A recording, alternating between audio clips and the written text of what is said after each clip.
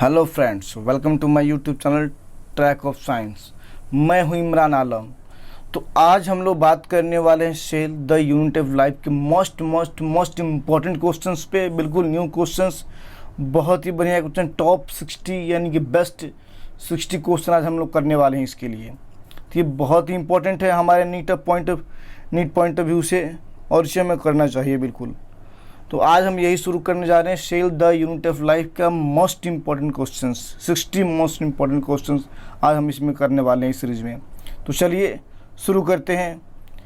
उससे पहले अगर आपने हमारे यूट्यूब चैनल को सब्सक्राइब नहीं किया है तो सब्सक्राइब कर ले, बेल आइकन को दबा दे और हमारे वीडियोज़ को सब्सक्राइब करें, लाइक करें, कमेंट करें, बताएं कि आपको इसमें क्या चाहिए। तो चलिए अब हम देर ना करते हुए, लेट ना करते हुए शुरू करते हैं cell the unit of life. तो चलिए जो हमारा फर्स्ट क्वेश्चन है उसे हम शुरू करते हैं। Our first question is dash was a German scientist. ये बिल्कुल एनसीईआरटी का लाइन है, अगर आपने एनसीईआरटी पढ़ी होगी तो उसमें बिल्कुल मिलेगा कि dash was a German scientist. German scientist कौन था? Who observe that all plant tissue are made up of cells, कि ऑल प्लांट टिश्यू जो है सेल से मिलकर बने हुए हैं। At the same time dash British scientist, यानी कि जो जर्मन साइंटिस्ट उसका नाम क्या था? उसका नाम था, आपको याद है तो क्या था? Matias Schleiden. ओके, क्या था? मैटियस स्केलेडन, यानी कि मैटियस स्केलेडन यहाँ रहे। और दूसरा था कि eight the same time British scientist Theodore Schwann respectively. तो ये हमारे रहा आंसर नंबर बी रहा करेक्ट। ये बिल्कुल हमारे एनसीईआरटी का लाइन है। तो चलिए अगर आपने एनसीईआरटी पढ़ी होगी तो आपको ये मिला होगा। चलिए नेक्स्ट जानते हैं। तो क्वेश्चन नंबर 2 क्या है? Correct the main arena of cellular activities in both plant in animals is. कह रहे हैं कि जो सेलुलर एक्टिविटीज़ होती है उसका मेन एरेना प्लांट और एनिमल्स में कहाँ है, कौन सा है? न्यूक्लियस, सेल ऑर्गेनल, साइटोप्लाज्म या सेंट्रियोल। तो हमारा क्या होगा 2 का? हम सब जानते हैं कि कहाँ हमारा होता है सेलुलर एक्टिविटी, साइटोप्लाज्म में होता है। तो आर आंसर इज साइटोप्लाज्म। चलिए हम क्वेश्चन नंबर 3 की बात करते हैं। हु प्रपोज्ड ओमनी सेलुला ई सेलुला? बिल्कुल सही है। हु प्रपोज्ड ओमनी सेलुला ई सेलुला, किसने प्रपोज किया था? तो हमारे पास क्या आंसर है? Robert Hooke, Rudolf Virchow, Schwann, Anton Leon. किसने किया था? रुडोल्फ विर्चो ने किया था। किसे किया था? रुडोल्फ विर्चो ने। फिर बात करते हैं algal cell wall is made up of. Algal cell wall is made up of, कि एल्गी का सेल वॉल किससे मिलकर बना है? तो क्या था हमारा आंसर? इसमें है कि सेलुलोज, हेमीसेलुलोज एंड पेक्टिन। फिर है कि सेलुलोज, गैलेक्टेंस, माइनस एंड मिनरल्स। तो हमारा आंसर क्या बनेगा 4 का?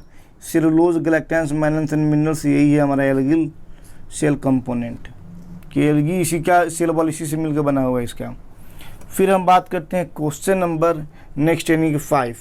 The detailed structure of the cell membrane was studied only after the advent of electron microscope in the year.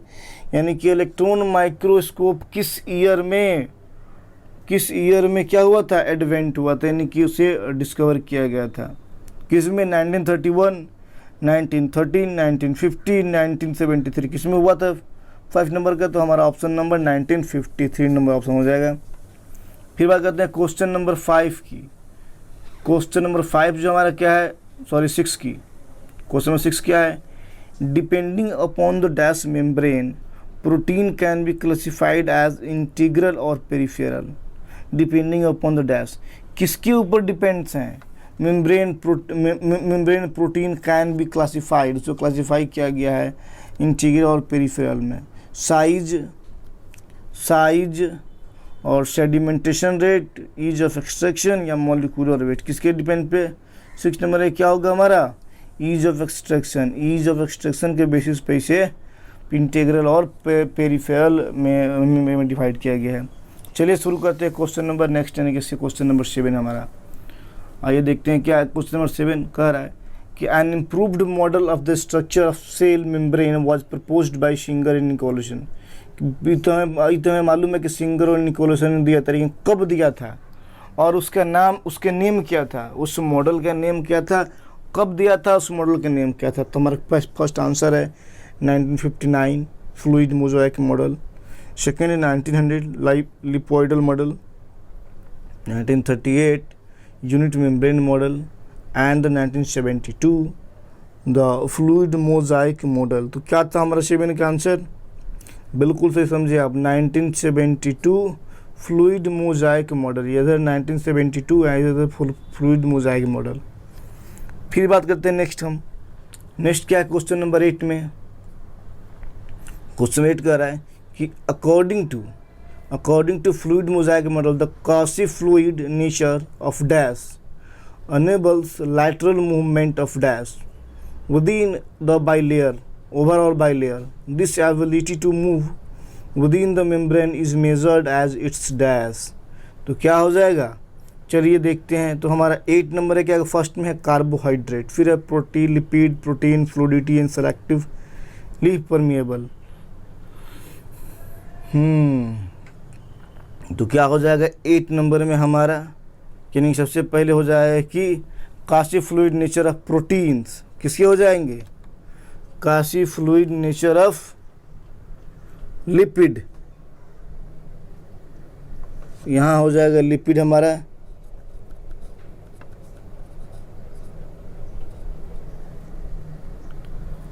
यहाँ हो जाएगा हमारा लिपिड।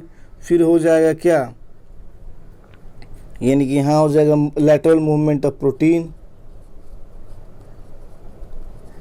एंड देन हमारा जो लास्ट है वो हमारा क्या हो जाएगा, इधर हो जाएगा मेजर्ड एज फ्लूइडिटी।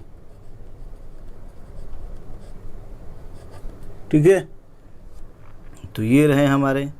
चलिए हम नेक्स्ट जानते हैं, इसलिए हमारा आंसर क्या बना, lipid, protein and fluidity. Lipid, protein and fluidity, यानी कि 3, 2, 3, 4, यानी कि हमारा आंसर बन गया ये 1 नंबर। चलिए बात करते हैं क्वेश्चन नंबर 9 की। क्वेश्चन नंबर 9 क्या कह रहा है, क्वेश्चन नंबर 9 कह रहा है कि the fluid nature of membrane is also important from the point of view of the function, like किस फंक्शन के व्यू से हमारा फ्लूइड नेचर जो है कि इम्पॉर्टेंट है, cell growth, formation of intercellular junction, secretion, endocytosis, cell division. तो इसमें ऑप्शंस दे रखे हैं आपको। तो चलिए देखते हैं, इसी के एक एक करके समझते हैं। 9 नंबर का हमारा जो है कि, तो क्या है इसमें, ये सेल ग्रोथ बिल्कुल होता है इससे, फ्लूइड नेचर से। फॉर्मेशन ऑफ इंटरसेलुलर जंक्शन बिल्कुल सही है, सिक्रीशन भी होता है ये, इंडोसाइटोसिस भी होती है, सेल डिवीजन, यानी कि ऑल हम लगा सकते हैं। Only 1 2 3 1 3 4 1 2 3 4 5 all is the correct answer. चलिए देखते हैं नेक्स्ट क्या है। कह रहा है one of the most important function of the plasma membrane is, plasma membrane के one of the most important function क्या है, formation of nuclear membrane, transport of molecule across it, exocytosis या डिटॉक्सिफिकेशन। क्या होगा हमारा 10 नंबर का, transport of molecule across it, इसके through molecules को होकर ट्रांसपोर्ट करना है, इससे क्या है इम्पोर्टेंट फंक्शन है। चलिए हम क्वेश्चन नंबर नेक्स्ट की हम बात करते हैं। तो नेक्स्ट नंबर हमारा जो क्वेश्चन है, क्वेश्चन नंबर 11 क्या है, क्वेश्चन 11, क्वेश्चन 11 जो है कह रहा है कि, क्वेश्चन 11 जो है कह रहा है कि dash can not pass through the lipid bilayer, they require a carrier protein of the membrane to facilitate their transport across the membrane. कह रहा है कि कौन सा दे रिक्वायर, उसमें रिक्वायरमेंट होती है किसकी, प्रोटीन की रिक्वायरमेंट होती है। तो कौन सा है मॉलिक्यूल्स है जिसमें प्रोटीन की रिक्वायरमेंट होती है। तो 11 नंबर का हमारा क्या हो जाएगा, पोलर मॉलिक्यूल्स में। बेसिकली पोलर मॉलिक्यूल्स में क्या होता है, हमें प्रोटीन कैरियर का not pass through the lipid bilayer, यानी कि पोलर मॉलिक्यूल जो है वो लिपिड बाइलेयर से पास नहीं कर पाते हैं, इसलिए उन्हें कोई प्रोटीन कैरियर चाहिए होता है। तो ये पोलर मॉलिक्यूल हमारा आंसर बनेंगे। Question number 12, sodium ion potassium ion pump is an example of, किसकी एग्जाम्पल है ये, सोडियम आयन पोटेशियम आयन। 12 का हमारा क्या हो जाएगा, एनसीईआरटी की लाइन है बिल्कुल, ये एक्टिव ट्रांसपोर्ट का हो जाएंगे। चलिए इनके इसमें passive transport, osmosis, active transport, simple diffusion दिया हुआ है, तो हमारा आंसर क्या हो जाएगा, एक्टिव ट्रांसपोर्ट। फिर बात करते हैं क्वेश्चन नंबर 13 की। क्वेश्चन नंबर 13 क्या है कि मार्क द इनकरेक्ट, ध्यान रखिए क्या पूछ रहा है, incorrect match for transport of molecules across the membrane. Transport of molecule across the membrane में बताइए हमारा क्या होगा, इनकरेक्ट मैच दिखाना है। तो क्या है हमारा 13 नंबर का कि neutral solute simple diffusion correct है। वाटर ऑस्मोसिस करेक्ट है। Non polar molecule facilitated diffusion ये क्या है, ये हमारा गलत है, यही हमारा आंसर बन जाएगा। ठीक है, फिर बात करते हैं क्वेश्चन नंबर 14 की। कह रहा है कि mitochondria are easily visible under the microscope without special stand are typical sausage cylinder. तो क्या क्या है हमारे इसमें सही, आइए देखते हैं। ये जो है ये सही नहीं है। फिर आता है टिपिकल सॉसेज से नेम दिया हुआ, सॉसेज शेपेड और सिलेंडर करेक्ट है। डबल मेम्ब्रेन बाउंड्री ये भी करेक्ट है। हैव 2 एक्वस कंपार्टमेंट ये भी करेक्ट है। तो हमारा बी सी डी करेक्ट है और ए इनकरेक्ट है। तो क्या हमारा आंसर बन जाएगा A D A B correct, A correct and B C D, A incorrect and B C D is correct. तो हमारा आंसर नंबर 3 बन जाएगा। ओके, आंसर नंबर 3 बन जाएगा। अब हम बात करते हैं क्वेश्चन नंबर 15 की। तो क्या inner mitochondrial membrane form in folding called, जो माइटोकॉन्ड्रिया के इनर मेम्ब्रेन में जो फोल्डिंग इनफोल्डिंग बनता है उसे क्या कहते हैं? Thylakoid, cisternae, exosmosis, cristae. क्या कहते हैं 15 नंबर को? इसे क्रिस्टी कहते हैं। ओके, फिर बात करते हैं क्वेश्चन नंबर 16 की। कह रहा है कि the number of mitochondria per cell is variable. The number of mitochondria per cell is variable depending on, किस पर डिपेंड करता है?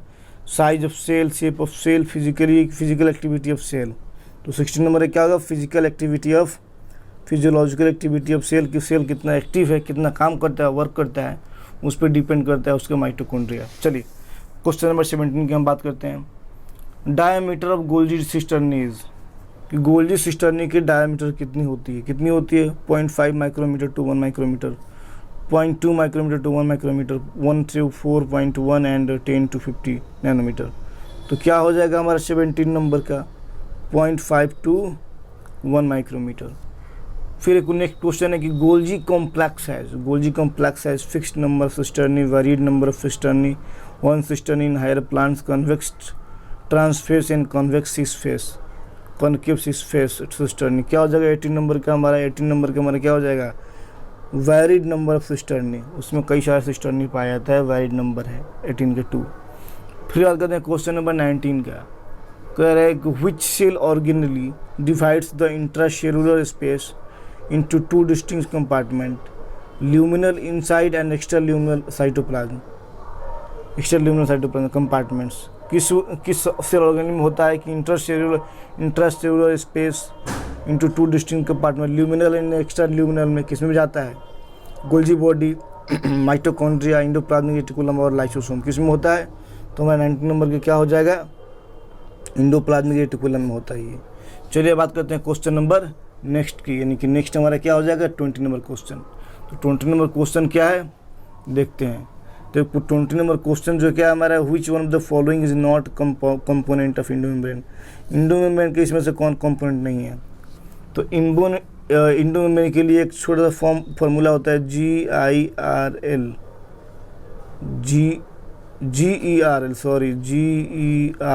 होता है। क्या है?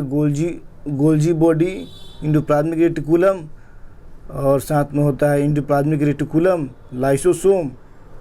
तो क्या है? गोल्जी बॉडी, वैक्यूल, ये तो होता है एंडोप्लाज्मिक रेटिकुलम पाया जाता है, गोल्जी बॉडी भी होता है, लाइसोसोम भी होता है एंड वैक्यूल भी होता है। क्या होता है? नहीं होता है, न्यूक्लियस नहीं होता हमारा। तो E number is the only answer. 20 का 4 हो जाएगा आंसर सीधे, 20 का 4 हो जाएगा ई ओनली, जो नहीं होता है, न्यूक्लियस नहीं पाया जाता है। तो नेक्स्ट क्वेश्चन बात करते हैं 21 नंबर की। Membrane bound vesicular structure formed by the process of packaging in the Golgi apparatus and filled with hydrolytic enzymes are called.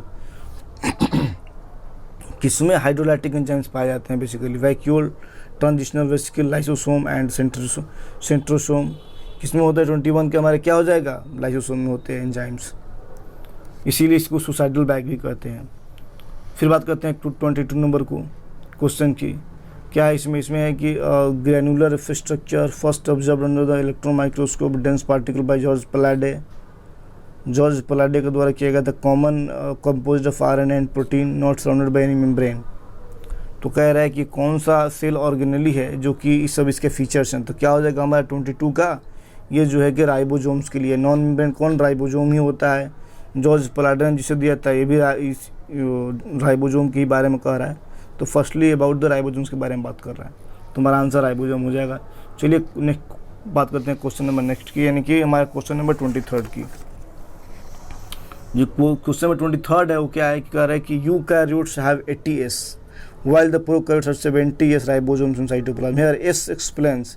S means क्या होता है, S मीन्स क्या होता है कि S का मतलब होता है सेडिमेंटेशन कोफिशिएंट। ओके, तो हमारा 23 ये क्या बन जाएगा ऑप्शन,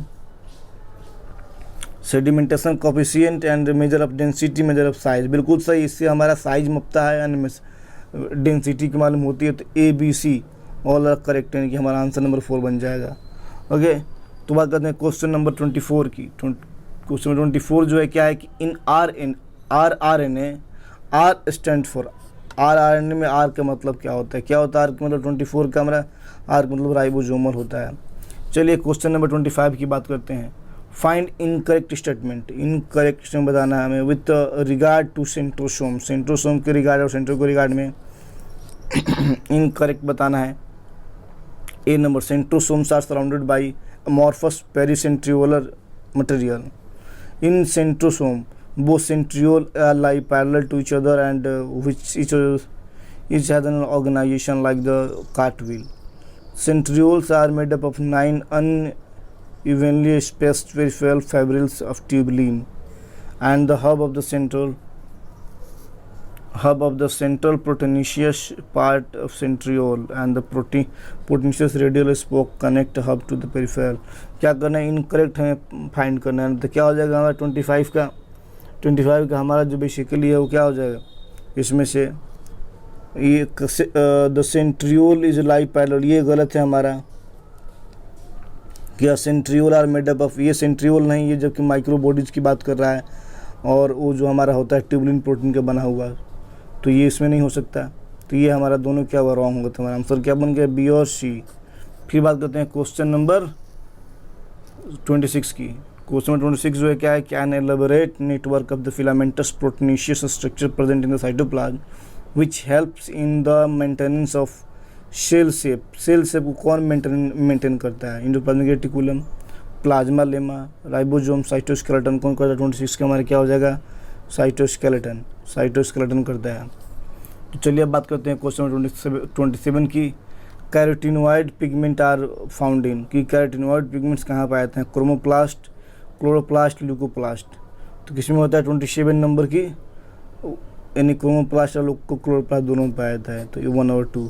तो चलिए क्वेश्चन नंबर 28 की बात करते हैं। क्या कह रहा है कि interphase nucleus has loose and indistinct network of nuclear protein fibers called chromatin, but during the different stages of cell division, cells saw structured chromosomes in place of the, किसके प्लेस पे, तो न्यूक्लियोसोम, प्लाज्मोसोम, सोलेनोइड, न्यूक्लियस क्या हो जाएगा हमारा 28 number का, nucleus की जगह पर दिखता है, न्यूक्लियस की बात हो रही, न्यूक्लियस होगा यहाँ पे। ठीक है, हम बात करते हैं क्वेश्चन नंबर 29 की। Question number 29, nucleus is a cell organelle was first described by, कि न्यूक्लियस किसने डिस्क्राइब किया था, एज अर्ली एज, कब किया था वो।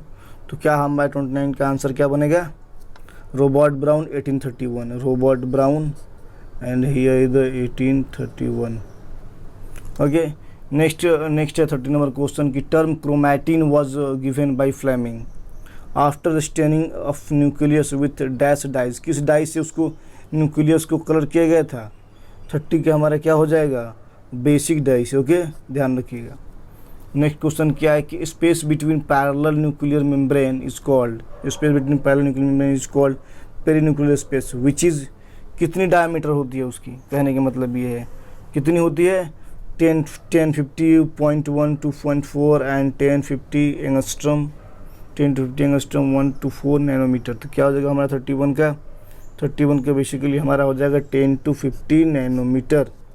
चलिए बात करते हैं क्वेश्चन नंबर 32 की। कह रहा है कि single human cell has approximately dash long thread of DNA distributed among the desk, यानी कि कितना होगा हमारा आंसर, 2 मीटर और 46, 2.2 ऐसे होता है तो नॉर्मली 2 मीटर में आता है, 2 मीटर एंड 46 क्रोमोजोम्स, यानी कि हमारा कितना हो जाएगा, और 32 का 2 हो जाएगा, तो हमारा 32 का क्या हो जाएगा, 2 हो जाएगा आंसर। चलिए हम बात करते हैं क्वेश्चन नंबर 33 का।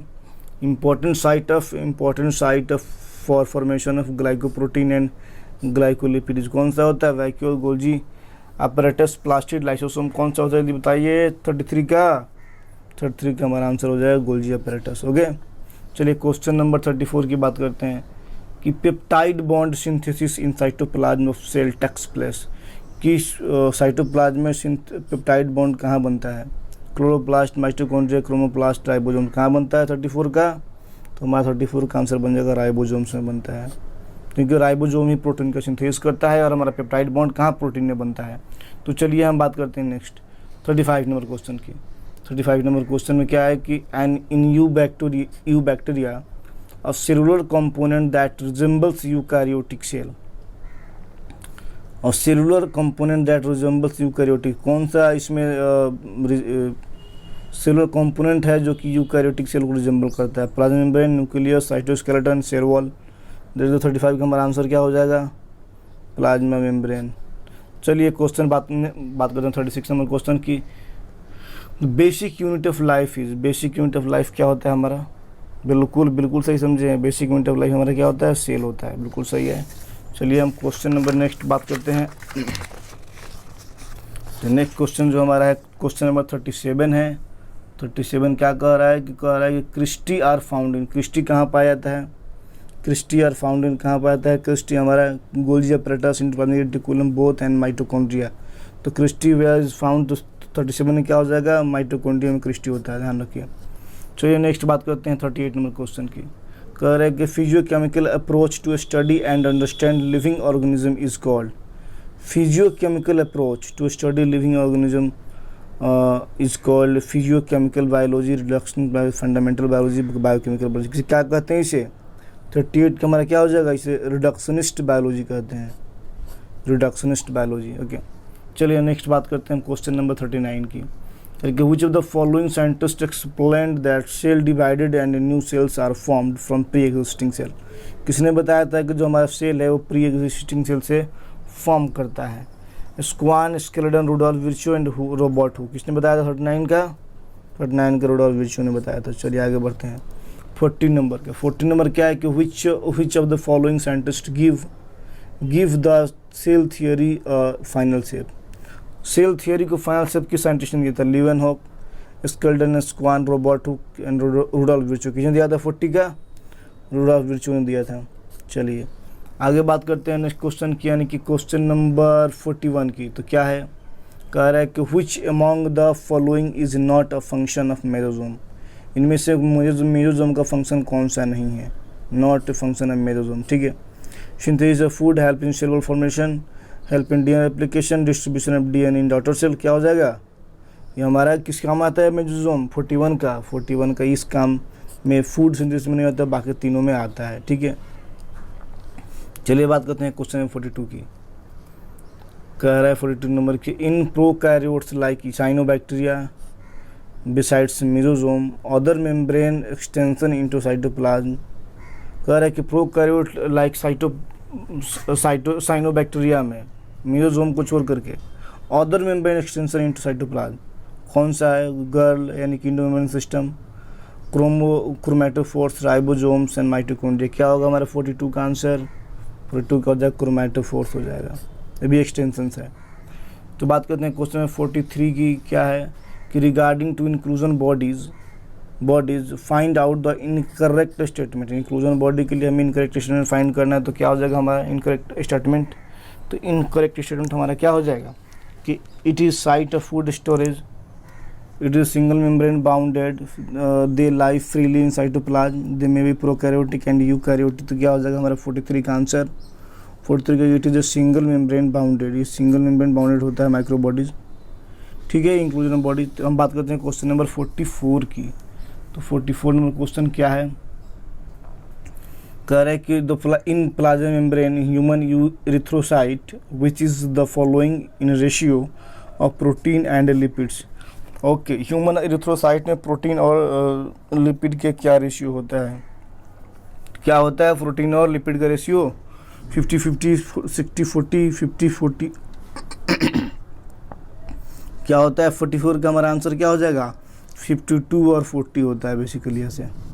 चलिए, fluidity of plasma membrane is due to, plasma membrane की फ्लूइडिटी क्यों है, कैसे है, किस कारण से है? तो लिपिड, प्रोटीन, कार्बोहाइड्रेट, कोलेस्ट्रॉल किसकी वजह से है? तो 45 में क्या हो जाएगा? लिपिड्स की वजह से है। फिर क्वेश्चन नंबर है नेक्स्ट 46 को नंबर क्वेश्चन है, regarding the cell membrane find out the odd one. Cell membrane के रिस्पेक्ट में ऑड हमें ढूंढना है। तो चलिए देखते हैं। Fluid mosaic model is widely accepted model. Quasi fluid nature of lipid enables and lateral movement of protein. All type of molecules can easily pass through membrane. नहीं, ये क्या है हमारा? तो 46 का हमारा क्या हो जाएगा? थर्ड, यानी कि हमारा रॉन्ग स्टेटमेंट है, ऑड है। तो चलिए क्वेश्चन नंबर हम 46 नहीं 47 की बात करते हैं। 47 नंबर क्वेश्चन क्या कह रहा है?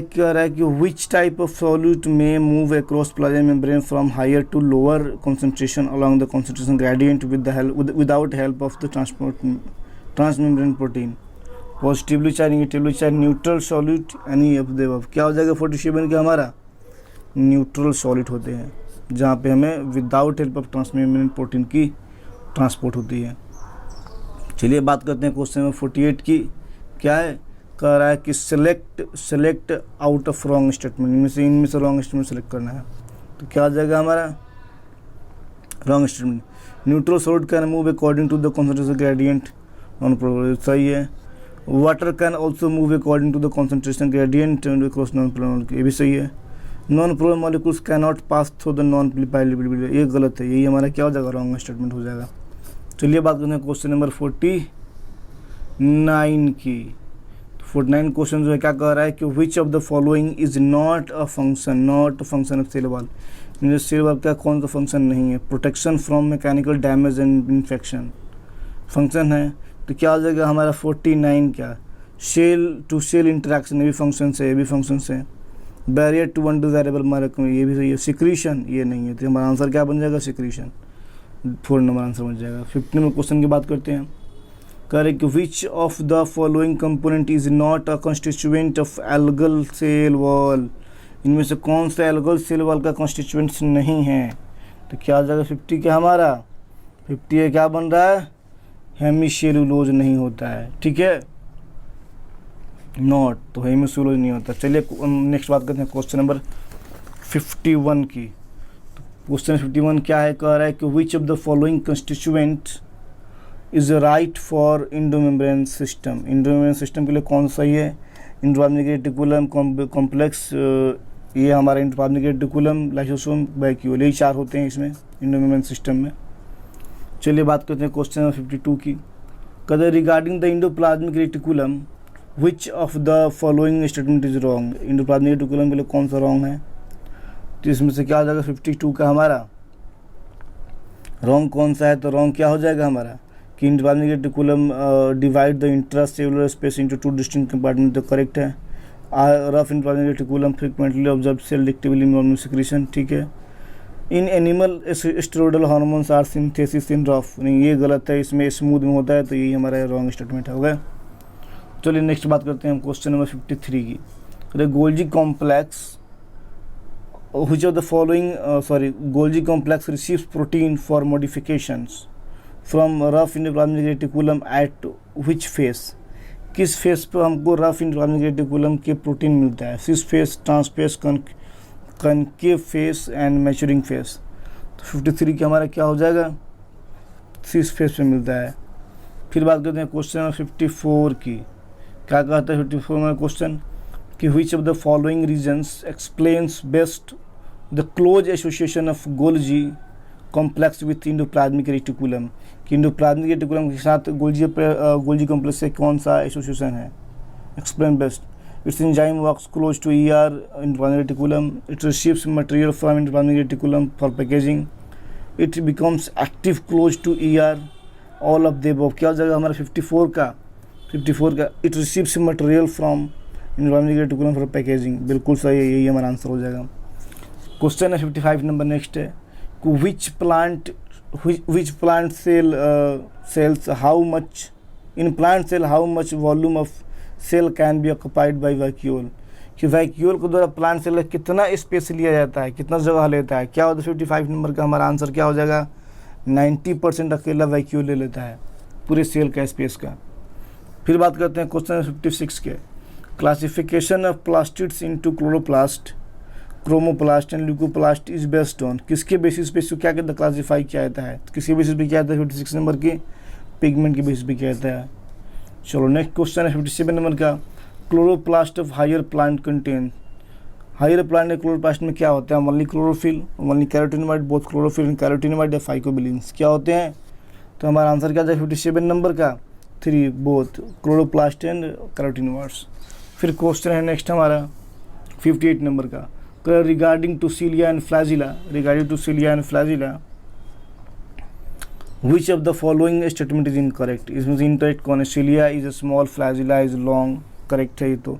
58 नंबर का हमारा क्या हो रहा है, ये तो करेक्ट है, सीलिया कैन मूव इधर सेल और सराउंडिंग फ्लूइड, सही है।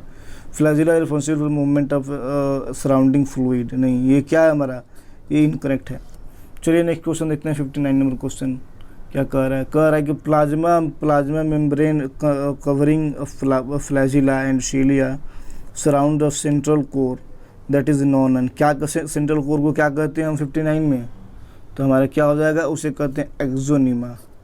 ओके चलिए फिर बात करते हैं क्वेश्चन नंबर 60 की, कह रहा है radial spokes of flagella, radial spokes of flagella, radial spoke of flagella helps in connection between, इनके बीच में कनेक्शन करता है, peripheral doublet, central singlet microtubule, one of the peripheral doublet and central seat, 2 successive peripheral doublet, क्या हो जाएगा हमारा 60 क्या, one of the peripheral doublet and central seat से हो करता है ये। ओके तो आज के लिए इतना ही फ्रेंड्स। तो फ्रेंड्स आप बताइएगा कि आपको ये कैसा लगा आपका हमारा ये क्वेश्चन कराना, और बिल्कुल कमेंट कीजिए। अगर आपने हमारे चैनल को अब तक सब्सक्राइब नहीं किया तो सब्सक्राइब कर लें और इसके बारे में बताएं। Okay thank you so much.